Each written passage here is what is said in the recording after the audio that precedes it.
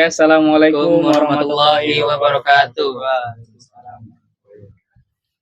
Baik, pemirsa sekalian, kami di tempat ini, di tempat yang spesial, di waktu yang sangat spesial juga bersama orang-orang yang sangat spesial. Kami akan melakukan podcast dengan tema apa, Bis? Yaitu mapan dulu, nikah kemudian. Ya.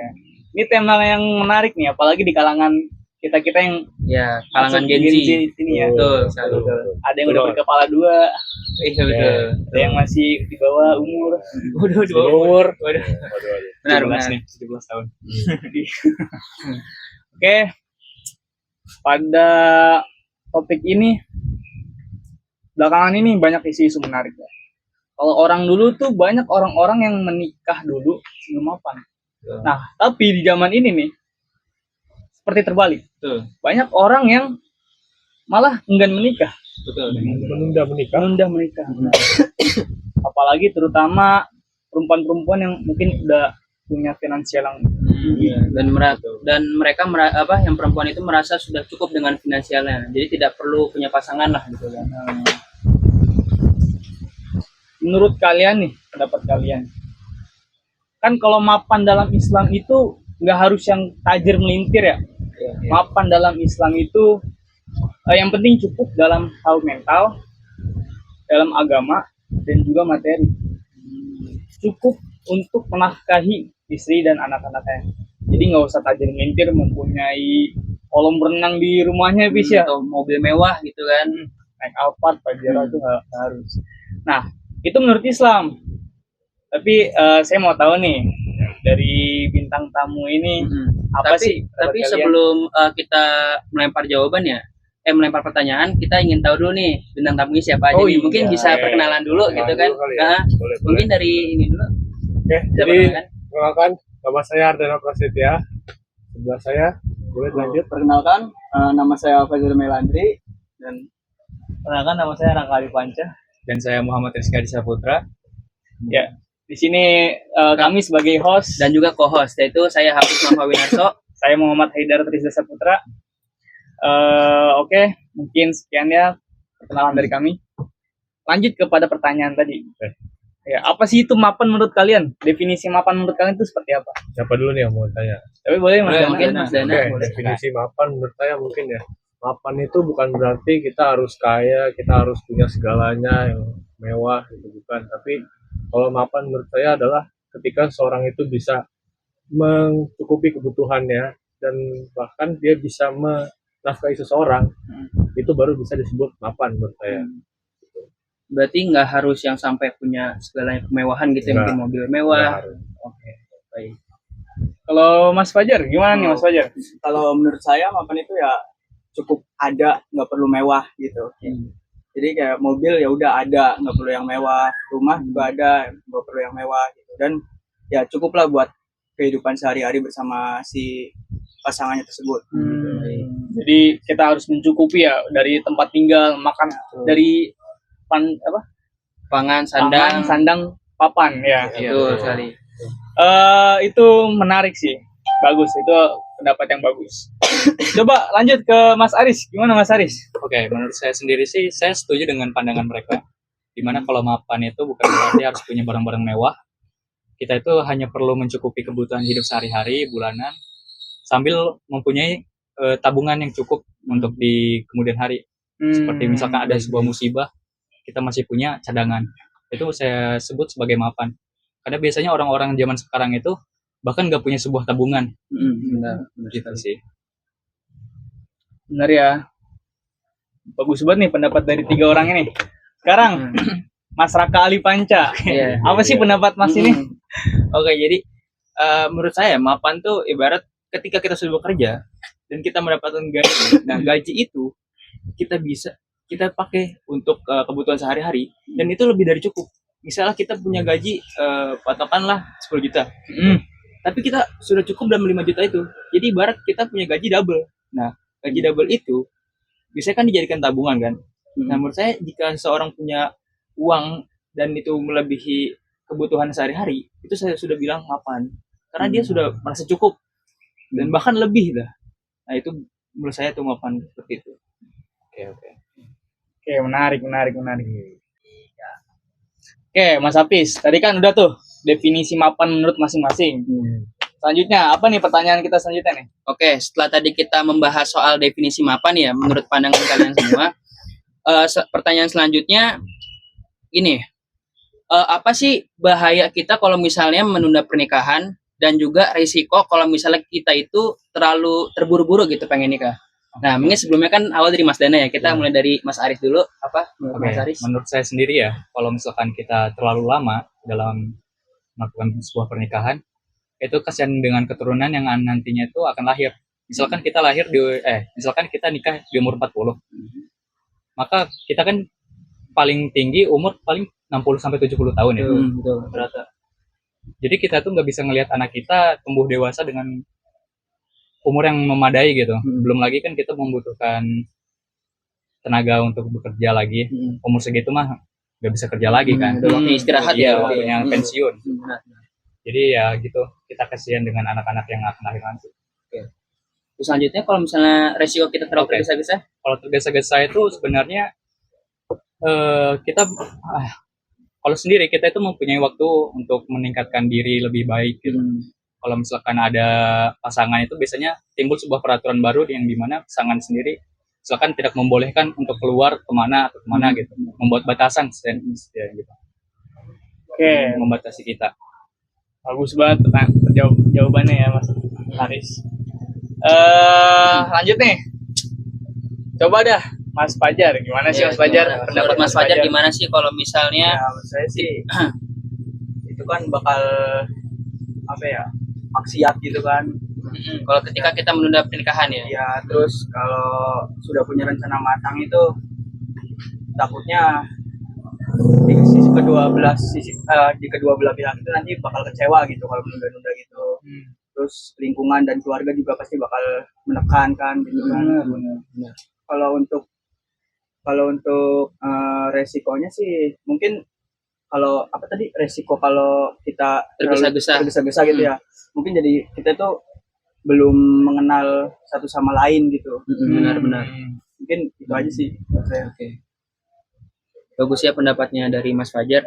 Oke, mungkin kita lanjut ke Mas Panca. Apa pendapatnya? Kalau misalnya apa tadi? Kalau misalnya menunda pernikahan, Menurut saya kalau menunda pernikahan itu sekarang tuh banyak orang-orang mengalami apabila dia kelamaan menjomblo. Ketika mereka mengalami jomblo terlalu lama itu, mereka merasakan yang namanya tidak kayak kalau mau kenalan sama orang tuh susah ketemu yang cocok gitu. Jadi akibat dia kelamaan jomblo, akhirnya dia mau mencari pasangan itu sangat susah karena semakin kita lama menjomblo tuh kita semakin nyaman dengan diri kita sendiri kan. Akhirnya kita ketika sudah waktunya sudah mau nikah, kita jadi bingung gimana kita cari pasangan yang cocok sama kita. Itu faktornya mungkin kalau kelamaan menunda pernikahan ya. Kalau tergesa-gesa mungkin menurut saya kita kan kalau pernikahan cepat tuh di antara umur 25 ke bawah ya. Nah, menurut saya umur 25 awal tuh sangat cocok kita untuk mengeksplorasi apa yang belum pernah kita cobain gitu. Karena di umur 25 nih 20 ini tepat sekali untuk kita tuh mencoba banyak hal. Mencoba banyak kesalahan agar kita banyak mempelajari semua hal gitu. Apabila kita tergesa-gesa mungkin menurut saya itu akan kita kekurangan pengalaman dari segi mungkin dari segi pengalaman kita terhadap bagaimana pernikahan itu gitu. Karena kita harus siap secara materi dan mental menurut saya gitu. Oke nih, menarik nih jawabannya nih.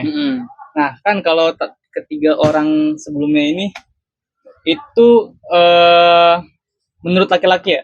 Iya. Kan kalau misalnya perempuan dan laki-laki itu mempunyai batas pernikahan yang berbeda-beda. Nah, kalau Mas Dana nih, selain dari laki-laki, pihak laki-laki, apa sih kalau dari pihak perempuan tuh? Kalau dari pihak perempuan ya, ini menurut pengetahuan saya aja. Maksudnya gimana? Jadi kalau misalkan perempuan menunda pernikahan itu gimana? Apakah mungkin masa tuanya kan biasa perempuan lebih cepat ya? Ya. Gimana tuh menurut Mas Dana? Menurut saya sendiri, kalau dari sisi perempuan ya, mungkin ketika perempuan itu memilih untuk menunda melakukan pernikahan, maka yang terjadi adalah si perempuan itu mungkin dia merasa dia tidak butuh pasangan, dia merasa bisa menghidupi dirinya sendiri gitu. Jadi ya istilahnya buat apa punya pasangan? Oh juga saya bisa menghidupi diri saya sendiri. Mungkin kalau dari si perempuan yang saya tahu seperti itu gitu. Baik, baik. Kalau tergesa-gesa bagaimana tuh? Nah, tergesa-gesa sebenarnya mungkin kurang lebih sama yang dari laki-lakinya itu. Jadi ketika misalnya perempuan itu suka sama seorang dan mungkin ingin menikahinya sampai tergesa-gesa, maka menurut saya adalah apa ya? Si perempuan ini berpotensi untuk apa ya? Tidak Kompeten, tidak mungkin bukan tidak kompeten tapi Tidak. lebih ke ini sih. tidak siap. Satu itu dipaksakan untuk siap. Jadi kayak apa? Udah deh yang penting jadi Nikah aja dulu deh, aja nikah dulu gitu. aja deh gitu. baik, baik. Meskipun dari sisi mental, sisi Belum. ekonomi mungkin belum gitu kan. Iya. Mungkin dia belum siap jadi pasangan atau mungkin dia belum selesai dengan dirinya sendiri gitu kan. Terus juga atau malah yang terberat adalah dipaksakan jadi ibu rumah tangga itu berat gitu. Benar, benar. Apalagi kan perempuan tuh sebelum menikah kan dia mempunyai kebebasan ya. Ya. Ketika dia sudah menikah, dia harus melayani suaminya. Betul sekali. Nah, mungkin ketika sebelum masih masa bebasnya dia sudah dinikahkan, Ya, itu dia bisa saja memberontak pada suaminya. Karena emang ada beberapa kasus di mana perempuan itu seharusnya menjaga anaknya atau mengurusi suaminya karena dia menikah muda. Dia merasa aduh nggak puas nih sama teman, jadinya malah berfoya-foya sama Ya. teman. Ada beberapa kasus seperti itu. Menarik. dan menurut saya juga ketika seorang perempuan mungkin memilih untuk menikah, bahkan ada impian yang bahkan dia korbankan gitu. benar Ketika banget. dia menjadi ibu dan dia fokus untuk pada anak dan suaminya, itu pasti ada hal yang dia korbankan, entah itu impiannya atau karirnya atau apapun itu. Oke. Diskusi yang cukup menarik. Selanjutnya ada pertanyaan apa lagi nih? Oke. Mas Hafiz? Mungkin ya dari semua pertanyaan yang udah kita kasih, kita bakal ngasih pertanyaan terakhir. Apa sih solusinya gitu, titik tengahnya dari semua pertanyaan tadi kita kasih. Iya, iya. Kira-kira apa sih solusinya gitu loh, biar kita tuh terkesannya nggak buru-buru buat nikah sama nggak nggak kelamaan juga lah gitu sih. Nah mungkin dari Mas Dana apa jawabannya? Solusinya adalah kalau menurut saya ketika seseorang itu dirasa sudah siap dari sisi ekonomi, siap dari sisi mental, dan kemudian pasangannya pun juga sudah siap gitu kan, sudah mapan lah, ya maka ya sudah boleh saja gitu lanjutkan. Pada akhirnya kita mendapatkan kesimpulan bahwasanya setiap orang memang mempunyai pandangan masing-masing. Ada yang memilih menikah cepat, menikah kemudian atau mungkin ada yang memilih tidak menikah. Tetapi pada dasarnya menikah itu adalah ibadah. Menikah itu adalah bagian ibadah terpanjang. Ketika kalian melihat istri kalian tersenyum atau kalian senyum kepada istri kalian, itu saja sudah mendapatkan ibadah. Jadi menikah itu bisa dikatakan ibadah terpanjang Dan penyempurna ya. Penyempurna rukun dari Islam lah ya. Saya ada sedikit dalil.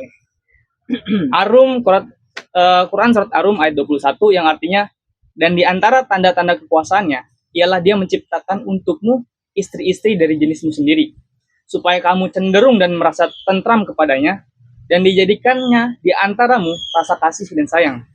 Sesungguhnya pada yang demikian itu benar-benar terdapat tanda-tanda bagi kaum yang berpikir.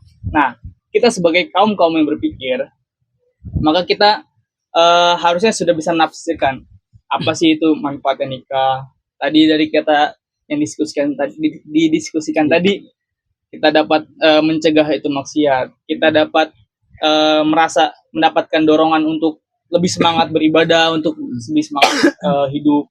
Kita juga dapat pahala yang dijanjikan oleh Allah.